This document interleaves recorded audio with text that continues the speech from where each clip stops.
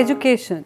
Education is considered so imperative for the individual development that the right to primary education is legally guaranteed in most countries of the world. In India, we too have the right to education. Now, since education is so imperative, so it becomes essential that all the children, irrespective of their abilities, irrespective of their needs, they should get primary education. And then came the concept of inclusive education. Now, let us understand where did this word inclusive education came from. The word inclusive is derived from the word to include, which means to have as a part, contain an addition to other parts, or to put in with something or something else, taken or consider as part of a group. Inclusion refers to the placement and education of children with special educational needs in regular education classrooms with children of the same age who do not have special education needs. This concept originated from the phenomena of inherent dignity of all human beings, in the sense that we all have a certain amount of inherent dignity, irrespective of caste, creed, color, race, gender, language and the abilities we have. Inclusion is a basic value which extends to all the children. Inclusion is a term which can be defined as an attitude. It's a commitment of appreciating diversities and accepting that all children can be educated in a common school to their maximum potential. It requires an increase in the capacity of the regular schools so that they can respond creatively to the needs of the children, to the greater diversities among the children. The four elements of inclusion are as follows. Number one, inclusion is a process. Now, what does inclusion as a process means? This is to say that inclusion has to be seen as a never-ending search to find better solutions, better ways of responding to the diversity. So, diversity is the key point here, and inclusion is a never-ending search to find better ways of responding, better solutions, better ways of handling diversities. It's about learning how to live with difference and learning how to learn from difference. Not just learning with difference, but also learning how to learn from difference. Coming to the second key point of inclusion, inclusion is concerned with the identification and the removal of barriers. So, consequently, it involves collecting, collating and evaluating information from a wide variety of sources in order to plan for improvements in policy and practice. Thirdly, inclusion is about the presence, participation and achievement of all the students. Now, we need to understand what does these three words mean: presence, participation and achievement of all the students. Here the word presence is concerned with where the children are educated and how reliably and punctually they attend. So, it means attendance. Participation refers to the quality of their experiences whilst they are there, and therefore must incorporate the views of the learners themselves. And lastly, achievement is about the outcomes of the learning across the curriculum, not merely test or examination results. So, the three key points are presence, participation and achievement. Number fourth key point of inclusion is inclusion involves a particular emphasis on those groups of learners who may be at risk of marginalization, exclusion or underachievement. Now, this indicates the moral responsibility to ensure that those groups which are statistically most at risk are carefully monitored, and that where necessary steps are taken to ensure their presence, participation and achievement in the education system. Now, we all know that children with special needs have been at that high risk group where there is maximum risk that the children would drop out of the system. So, these children need extra inputs, extra measures on the part of the teacher and on the part of the curriculum, so that their presence, participation and achievement, all the three factors are ensured. Now, let us understand what does inclusive education means, because we have understood what is inclusion, because we have understood what are the key points of inclusion. Now, we will be able to be in a better position to understand what is inclusive education. Now, let us look at a definition how it is defined inclusive education. National Commission on Special Needs in Education and Training defines inclusive education as a learning environment that promotes the full personal, academic and professional development of all the learners irrespective of race, class, gender, disability, religion or any other kind of preference, learning styles and language. So, we are negating all the differences which are there and we are providing education to all the children. That is the basic premise of inclusive education. It's a process whereby the school systems, the strategic plans, the policies, they themselves adapt and change to include teaching strategies for a wider, more diverse range of children and their families. So, more diversity has to be included in the system. So, the system, the strategies, all of them need to adapt to that fact that more diversity has to be included within the system. Inclusive education implicitly means to identify a child's learning style and adapt the classroom teaching strategies to ensure that high quality learning outcomes for all the members of the class are achieved. Now that goes in with that premise of inclusion which talks about achievement of all the students. Now let us understand what are the characteristics of inclusive education. The first and the primemost characteristic of inclusive education is it recognizes and accepts diversity. Number one, recognition and then flows acceptance of diversity. Until and unless we recognize, until and unless we accept, we cannot make suitable arrangements so that all the diversity is catered to. So, the first characteristic of inclusive education would be recognition and acceptance of diversity. Second, education for all in the schools for all. So, one premise and making arrangements in such a manner that all the children can have the education in the same setup. The third characteristic of inclusive education is acceptance and support to the children with special educational needs. Since we are talking of the same educational setup for all the children irrespective of their needs, so we need to make that arrangements so that children with special needs are also being taught in the same environment. The fourth characteristic of inclusive education is special educational needs is assumed as a national school system responsibility. So, it is not something which we are making extra efforts for. It has to be considered something as which is national and it is a responsibility of the school to provide such opportunities. It should not be a USP of the school, it has to be a basic premise of each and every school. Next characteristic of inclusive education is flexible teaching strategies and curriculum. There needs to be a certain kind of flexible in teaching strategies and curriculum because of the diversity of the learners which we are catering to. Next, there needs to be a close liaison between the teachers, the parents and the community in the education. Since all these are a part of the education system whether directly or indirectly, so they all should be contributing to the same. Then moving further, the next characteristic of inclusive education is appropriate policy planning. Until and unless there is an appropriate policy planning, there is adequate policy arrangements made for the special education needs children, we cannot expect that the inclusive education can come in its full form.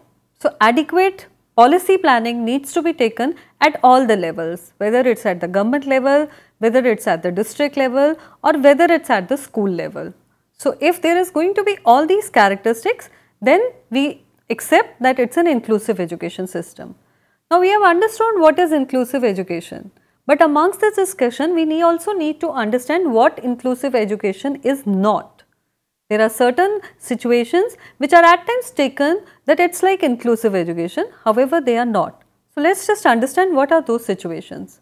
Number one, educating children part-time in special schools and part-time in regular schools. If this kind of arrangement is made that children are being taught for some classes in special schools and for some part-time arrangements in regular schools, it is not inclusive education. Why it is not inclusive education? Because in inclusive education, it is the same classroom which should be catering to all your needs and it is the same classroom which should be catering to everybody's needs. So, if the children are being taught for part-time in special schools and part-time in regular schools, this is not inclusive education. Similarly, dumping children with special needs into the regular classrooms with no other kind of arrangements being made for them, no curriculum flexibility being made for them, then it is not inclusive education. The purpose is just not to attain the presence, the purpose is achievement and the purpose is participation also. The third condition, which is not inclusive education, is educating children in special segregated environments in regular schools. The basic school is the same and these children are being taught in special segregated environments. Mind it, this is not inclusive education because again the children are not in the same classroom with all the regular children. Then educating children in regular classes but different courses of study. Even in this case, it is not going to be considered as inclusive education because they are not studying the same thing. So, definitely the experiences are going to be different. So, if they are going to study in the same classroom, they should be having a similar curriculum and they should be studying similar course of study. Moving further, now let us understand what is the need for inclusive education. There has been so much of hoop halla around the same, but we need to really understand that what is the need for inclusive education. The number one is the educational prospects. Providing quality inclusive education which provides an enriched environment to all the children and provides them with an opportunity to learn from one another and gain the attitudes, skills and values necessary for the existing communities. Besides the academic skills, they learn communication and the social skills used in daily life. Now, this is the educational benefits or the educational constraints or the educational compulsions which we are gaining from inclusive education. Besides educational benefits, there are other factors also which are supporting the need for inclusive education. One of them is sociological factors. Inclusive education promotes the social value of equality. If the schools are going to be inclusive, they are going to provide wider social acceptance. There is going to be peace, there is going to be cooperation among the people, among the children from different diverse backgrounds. So, this is a sociological factor behind this inclusive education. Moving further, now let us understand that there are different economic compulsions also for the same. Now, according to rough estimates, almost 10% of the people with some or the other form of disability are in India. Now, that is a staggering number. That means almost 60 million people with disabilities are in our country. Now, this segment cannot be ignored in any case while planning for education, development and the employment. The economic compulsions which push towards the inclusive education are something like additional special schools, physical infrastructure is needed, human resources are needed. Now, all of these would incur certain kind of expenses if we intend to meet the needs of educating children with special needs in special schools. However, if we move them to a regular school, obviously these needs are still going to be there, but the number which would be required in terms of the money which would be required for the human infrastructure or the physical infrastructure would be comparatively less as compared to if you are educating these children in the special schools. The fourth perspective which is pushing us towards inclusive education is the humanitarian perspective. This states that the child with disability should have the same range of opportunities, experiences and conditions of everyday life that are typically available to the non-disabled children in the community, and that appropriate development and educational programs should be provided to enable the child with disability to share in, contribute to and benefit maximally from the everyday life. Every child irrespective of their needs has the enormous potential for growth. If this perspective is accepted, we obviously accept that inclusive education needs to be there. Now, besides the above stated factors, there are legal provisions also. The Constitution of India has provided an equitable education to all. We have right to education, which says primary education for all the children in the age group of 6 to 14 years, irrespective of the diversities. All the children, whether they have special needs or not, have the right to education. This makes it legally also compulsive that arrangements are made by the government and the private sector equally to provide inclusive education in their schools. Besides all the 5 discussed factors, there are certain international pressures also. At various conferences, conventions, efforts have been made to provide inclusive education. Some of the important ones are the UN Convention on the Rights of the Child in the year 1989, the UN Standard Rules in the Equalization of Opportunities for Persons with Disability which was given in 1993, then there is UNESCO Salamanca statement, which was given in 1994. All of these have been talking about that inclusive education should be provided to all the children in all the countries, whether they are developing countries or whether they are developed countries. Now, after understanding the need, let us understand whether there are certain kind of advantages also associated with inclusive education. More than the developed countries, inclusive education bears importance for developing countries. Now, this seems to be ironical, but this is actually a fact that more than the developed countries, inclusive education is a need more for the developing countries. There are different reasons for the same. Practicing inclusive education would prove beneficial in the following aspects.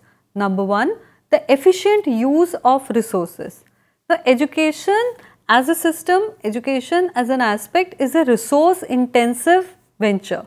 Lots of resources are required, whether it is in terms of the physical resources or whether it is in the terms of human resources. And they have to compete against the other demands of the country like healthcare, infrastructure, etc., specifically when it comes to the developing countries. Developing countries do not have an extravagant budget for themselves. They have limited resources and there are demands from each and every sector, from the healthcare, from the infrastructure, from the education sector, everywhere. There is therefore always a resource crunch for education in the developing countries.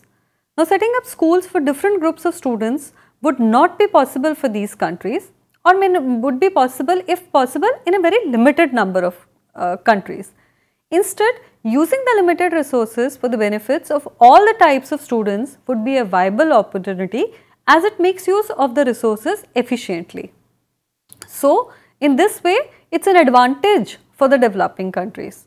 Secondly, there is a certain kind of cost effectiveness which is associated with inclusive education. This flows from the first factor. If you look at it closely, inclusive education is not only cost efficient but also cost effective. Inclusion promises the enhancement not only of the disabled but also of the non-disabled learners. Now, this is a myth which is generally associated with inclusive education, is that it is going to benefit the children with special needs more as compared to the children who do not have any kind of special needs. However, the research has shown that inclusive education provides a greater benefits to both, to the disabled people also and to the non-disabled learners also. So, in that case it becomes cost effective also and not just cost efficient. So, it achieves good education for all the children, taking care of the individual differences among the different learners. In addition, inclusive education acts against stratification of the society, helping to maintain harmony in different groups of the society. Similarly, there is another benefit which is associated with inclusive education, which is decentralization. The practice of inclusive education encourages a certain form of decentralization. Decentralization, as it is evident, allows national as well as the local governments to reduce the spending on the central management and the administrative cost. So, maybe it is the money factor which is involved in all the three advantages of inclusive education if we talk in terms of the technical terms, or if we talk in terms from the government point of view. Besides these kind of advantages, there are so many other advantages of inclusive education because it creates a kind of social harmony in the society. It brings a feeling of brotherhood in the society. There is a feeling of acceptance of diversity in the society. So, overall inclusive education is going to incur a number of advantages for all the setups, whether they are developing countries or whether they are the developed countries. Now, we have understood and we accept that why there is a need for inclusive education. Now, let us move further and let us see what an inclusive school looks like. What are the different characteristics of an inclusive school? As disabling educational environments affect all the children, not only those who are identified as having impairments, it is essential that school quality issues are identified and addressed. So, school quality is a key point here. That needs to be identified also and they need to be addressed also. Inclusive schools are developing in a unique way based on the needs of their individual students and the communities. So, both individual students and the communities, both their needs are making a dent in how the inclusive schools are going to develop. All the inclusive schools, however, have certain common features that characterize their success. Amongst these common characteristics, we are going to discuss few. Number one is a sense of community. An inclusive school is a school where every child is respected as part of the school community and where each child is encouraged to learn and achieve as much as possible. Secondly, there is a common vision. There is a shared vision that sees each child as a respected member of the community and brings a common goal and connectedness to every participant, whether they are the parents, administrators, school staff or students. Thirdly, the problem solving teams. All the inclusive schools would have teams which comprised of significant participants in every child's program, and they are formed to make decisions concerning how a student's individual needs may be met. Fourthly, the parents are partners. Parents as partners are a key point in any kind of inclusive school. There is a significant addition observed in inclusive schools is the solid inclusion of parents as full members of the school team. They are included in from the stage of planning to the stage of execution as partners.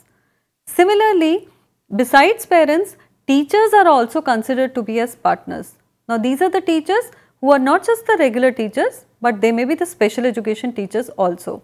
So, teaming by regular education teachers and special education teachers provides classes with the expertise of not just one, but two teachers. That adds to the development of the children. Sixth, paraprofessionals as partners.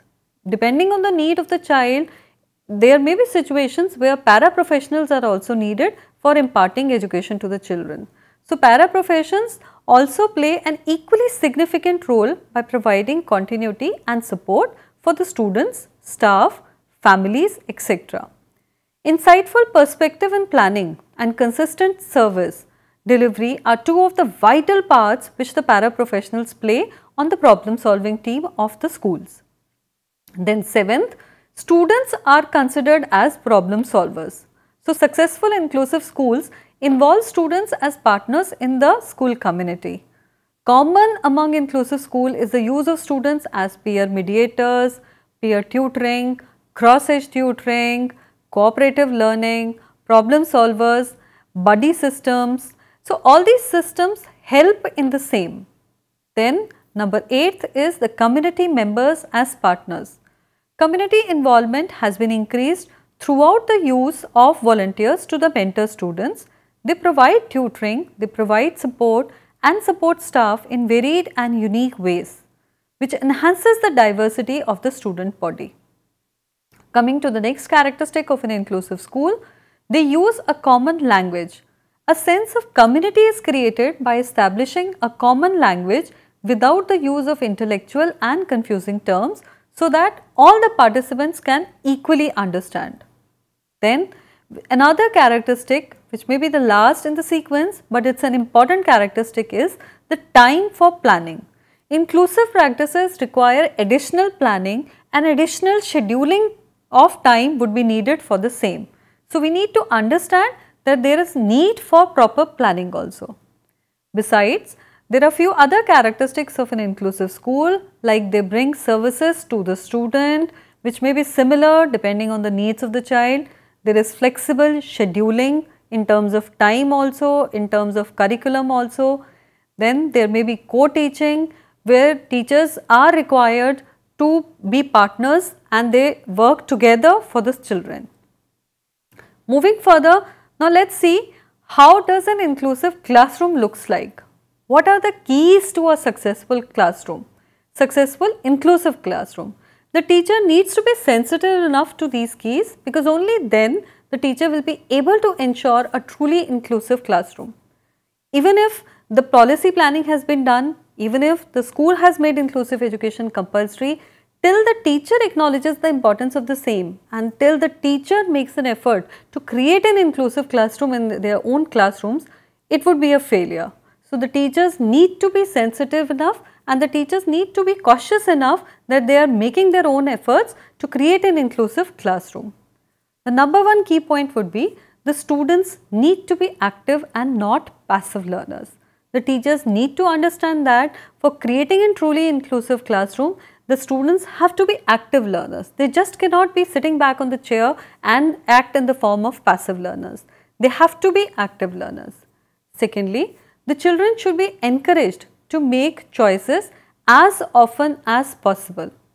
Now, a good teacher would be somebody who allows students to flounder, to make mistakes, but then give them choice to make some of the most powerful learning stems from taking risk and learning from mistakes. If the teacher gives that kind of environment, if the teacher lets the children falter, if the teacher lets the children decide on their own, she is working towards to make a classroom as a truly inclusive classroom. Thirdly, parental involvement is crucial.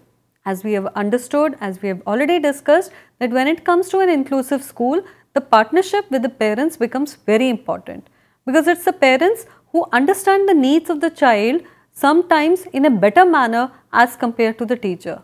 So, if they are going to be partners in the system, then results are going to be better. The teacher needs to understand that the parents can be equally contributing. Until unless she accepts it, until unless she encourages the parents to do the same, she is not truly complying to the fact that she is intending to make a classroom as an inclusive classroom. Then fourth, students with disability must be free to learn at their own pace, have accommodations and alternative assessment strategies in place to meet their unique needs. Now, here comes the role of the curriculum, here comes the role of the assessment. So, the schools need to make that kind of arrangement, the teachers need to make that kind of arrangement, that there is flexibility in timings, there is flexibility in terms of assessment, there is flexibility in terms of the teaching strategies, so that the unique needs, the specific needs of all the children are met, whether these children are children with special needs or whether these children are children without special needs. The fifth characteristic of an inclusive classroom would be the students need to experience success. They need to make learning goals to be specific, attainable and measurable and have some challenge to them. So, we need to understand that the children may be limited in certain kind of abilities. So, the goals need to be set keeping in mind their abilities. You cannot discount the abilities and make goals the similar for everybody. The teacher needs to understand that different children have different abilities and the goals would be different for different children. But these goals should be measurable, because she needs to definitely do an assessment that how far the child has reached. And of course, these goals should have some kind of challenge element to them. Until and unless the child feels that kind of challenge, the child won't be able to work in that direction. So, the inclusive schools have these characteristics, and the inclusive classrooms has these kind of key points which the teacher needs to keep in mind. Now, establishing successful inclusive education takes a mixture of vision, takes a mixture of leadership, it requires commitment, it requires collaborative planning, it requires knowledge and it requires time. Now, if all these things get amalgamated together and there is a sincere commitment on the part of the management, sincere commitment on the part of the administrative authorities and sincere commitment on the part of the teachers, definitely the classroom is going to be more inclusive. It involves looking at the big picture and attending to the details. Inclusive education is looking at the big picture and attending to the smaller details of the system. And inclusive education, lastly, it requires a tremendous commitment to change, because we all are accustomed to certain kind of education system in the rut. So, it gets very difficult to have that kind of a commitment to change the system also. But if we get that kind of commitment, since there is a lot of pressure from the government side also, people are acknowledging the importance. Now, we do not see that that date is going to be far off when all the schools in India are going to be truly inclusive in the purest sense. Thank you all. That's all for the session.